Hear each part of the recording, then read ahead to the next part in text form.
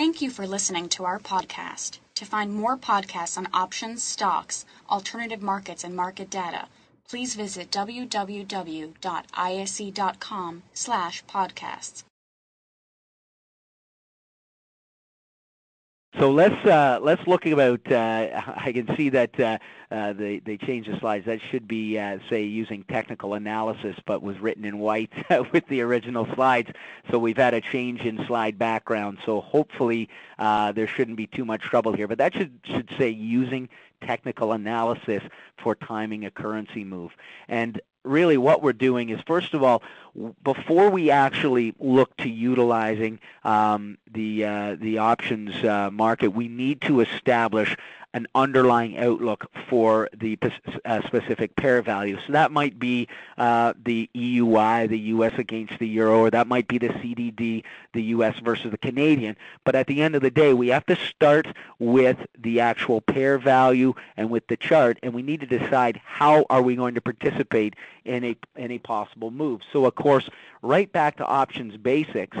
Because these ISEFX options are US dollar based, we're really focusing our decision on whether or not we expect the US dollar to strengthen. So in this case, if we expect the US dollar to strengthen, we would buy calls.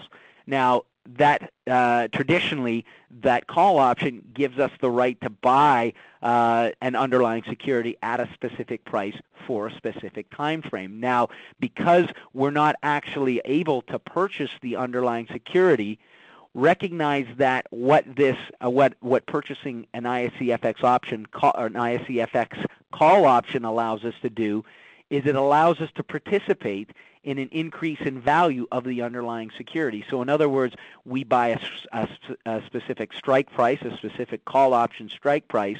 As the underlying security moves higher than that strike price, we begin to profit. The difference is, of course, is that on expiration, rather than taking possession of shares in the underlying, we will simply be credited the difference between the strike price and where the underlying security closes on that expiration date. Now, keep in mind that at any time throughout the life cycle of the option contract, you can sell it at a profit. So even if you purchased a 3-month option contract, if it's profitable within 2 weeks, you're entitled to sell those options. Or, of course, on the alternative side of it, if it's not profitable, if you're incurring a loss, you can cut your losses at any time as well. Now, of course, on the other side of the equation here, if we expected the U.S. dollar to weaken, we could buy put options. And I think, Steve mentioned the idea that the U.S. dollar has been depreciating against the Canadian dollar for quite some time. So getting in, purchasing CDD put options would put the put option holder in a profitable position as the U.S. dollar continued to weaken and the Canadian dollar continued to strengthen. Now, of course, that put option traditionally affords the put option holder the right to sell the underlying at a specific price. Because we're not dealing with possessing the underlying, we will just begin to see the put option appreciate in value as the underlying pair value drops below the strike price. And of course, we can buy and sell these options at any time throughout the life cycle of the option.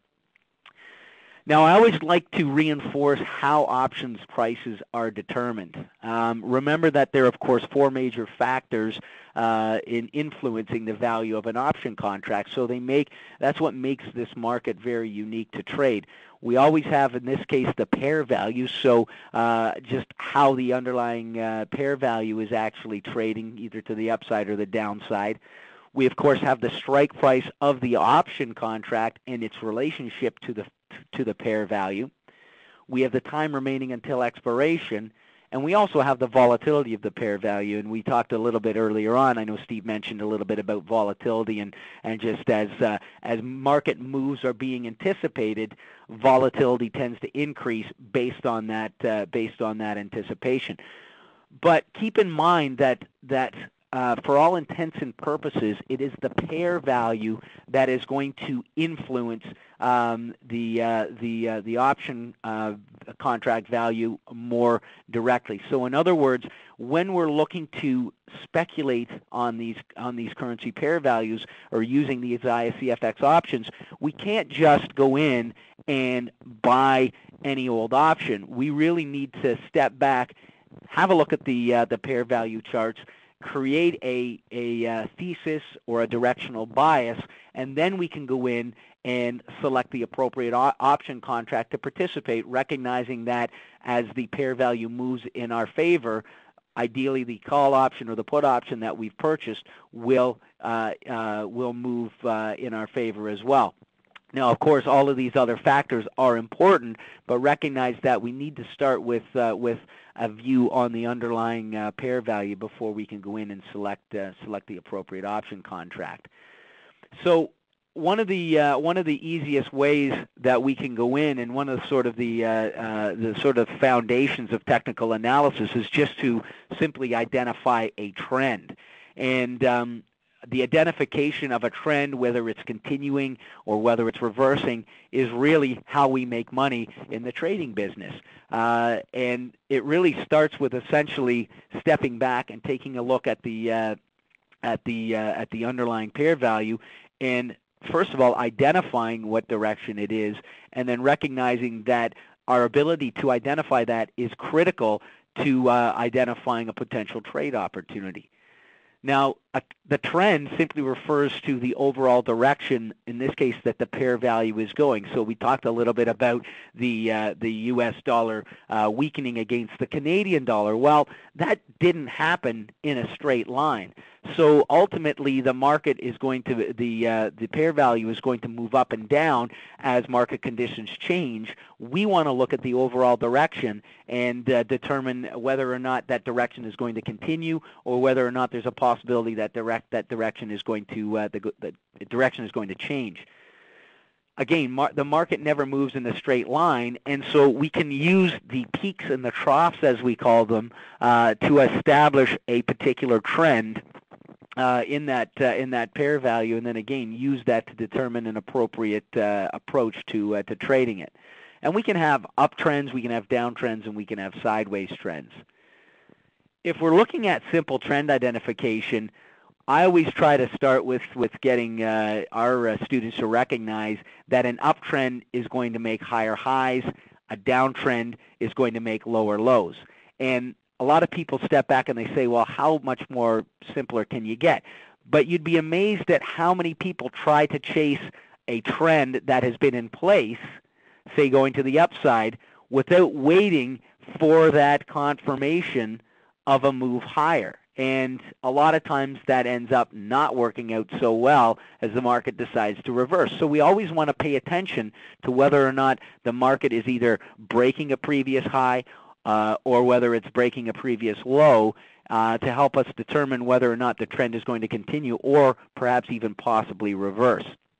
So again, we watch how the market breaks the last peak or trough as a confirmation. So just to look at it on a real simple sort of level here, again, I mentioned that uptrends make higher highs. Well, of course, they'll make higher lows as well. So in this case, we have a nice little generic trend drawn here. And if I establish that particular peak as peak number 1, I will be looking for a break above that peak to determine whether or not that trend is going to continue. As that trend continues, I'll use the next peak to determine, and a break above that to determine whether or not there is going to be a continuation further still. And this can go on, so on and so forth. Now, as we're looking at that, okay, the one thing that we want to pay attention to is really what's happening with these lower troughs, because moving forward, okay, we can draw a trend line, and we can see that based on the fact that our lows are getting higher, we are in an uptrend. Thank you for listening to our podcast. To find more podcasts on options, stocks, alternative markets, and market data, please visit www.isc.com/podcasts.